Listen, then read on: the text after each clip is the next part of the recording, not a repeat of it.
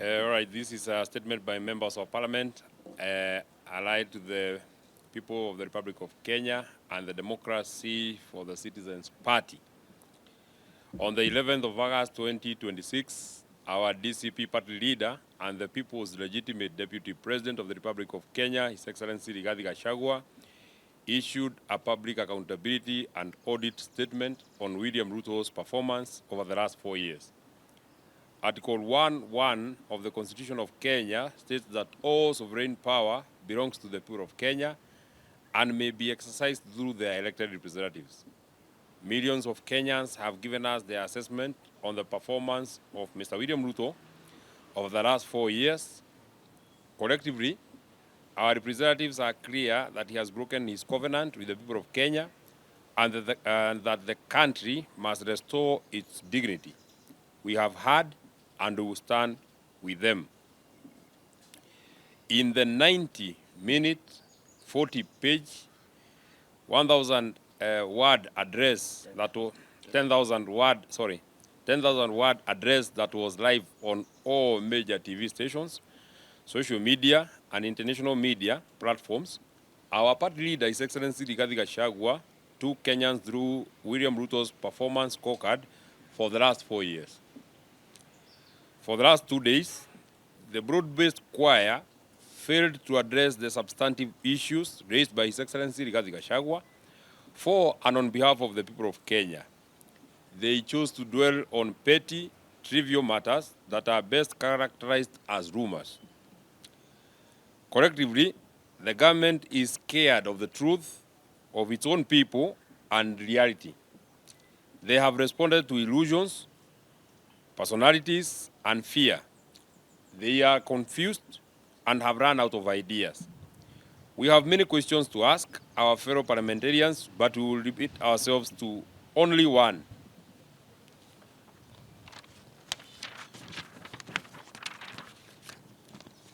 Why can't you prepare a comprehensive rebuttal to the people of Kenya on the 4 years accountability statement presented by His Excellency Rigathi Gachagua? Don't tell us about His Excellency Rigathi Gachagua. Tell Kenyans about William Ruto's 4-year presidency. To the government mandarins, which substantive claims in the 40-page address are false? Provide evidence. Let us remind you the questions that the people of Kenya are asking. On the cost of living, are ordinary Kenyans better off today than they were in September 2022? Show us the figures on household disposable income and purchasing power. On taxation, has the tax burden on the Kenyan households and businesses increased or decreased since 2022? On public debt, how much debt did William Ruto inherit? How much has his government borrowed? And what is the public debt today? On jobs and businesses, how many sustainable jobs have actually been created? What is happening to businesses that are closing or struggling? On education, why are universities, schools, students, and parents struggling with funding if the economy is doing so well?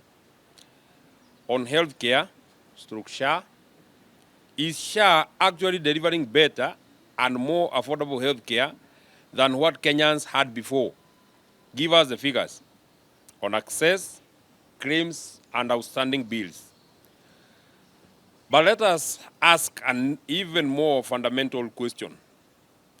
Is Mr. William Ruto aware that nurses in Kenya are on strike? Is he aware? Is he? Nurses across the 47 counties have been on strike since the 29th of July 2026. They have been camping at Delta House and nobody cares to listen to them. As we speak now, they are at Delta House seeking audience with the Council of Governors to no avail. On corruption, through public expenditure, of the specific allegations made by His Excellency Rigathi Gachagua concerning government expenditure, procurement, and businesses allegedly associated with those in power, Which allegation is false? Identify it and provide the evidence.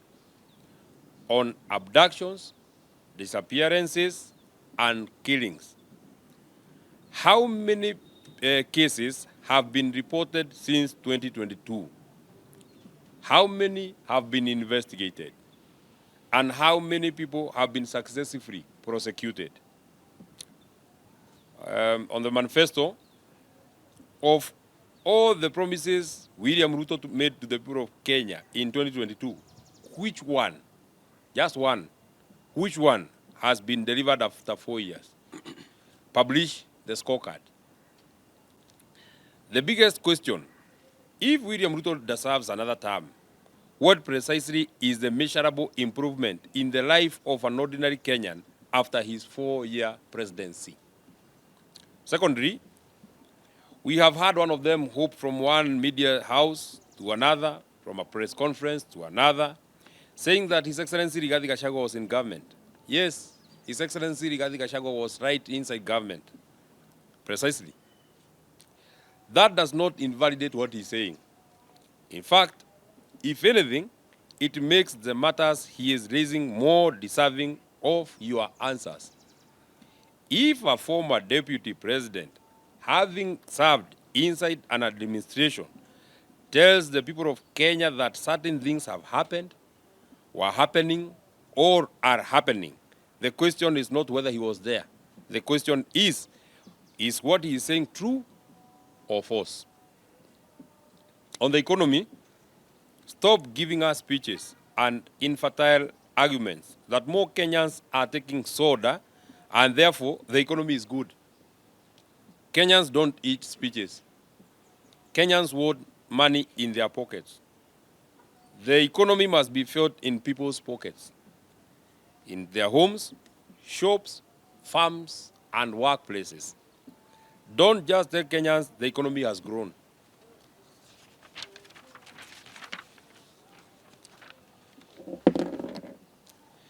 Tell us, are Kenyans saving more? Are they keeping more of their salaries after tax? Are businesses making more money? Are farmers earning better returns? Are young people finding jobs? Are fewer families borrowing merely to survive?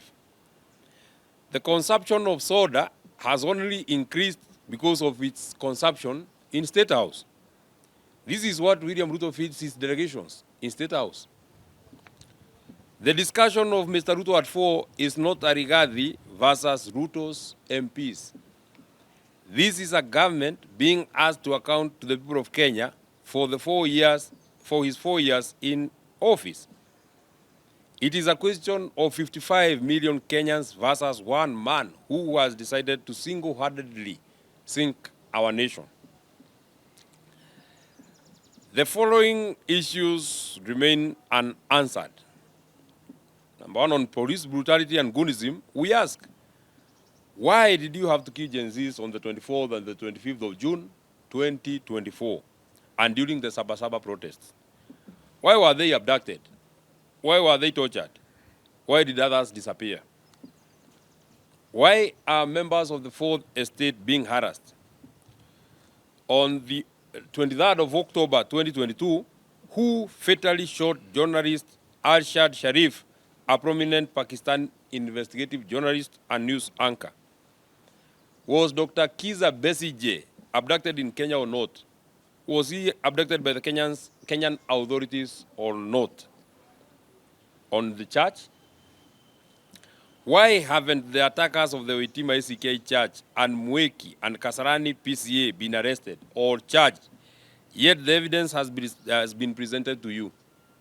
What more evidence do you want? You argued that the DCI does not need sanction, does not facilitate, conceal, or participate in criminal conduct, regardless of the identity or status of the person involved. Where are the killers of Dr. Victoria Mutiso? Did you facilitate them into hiding in Uganda?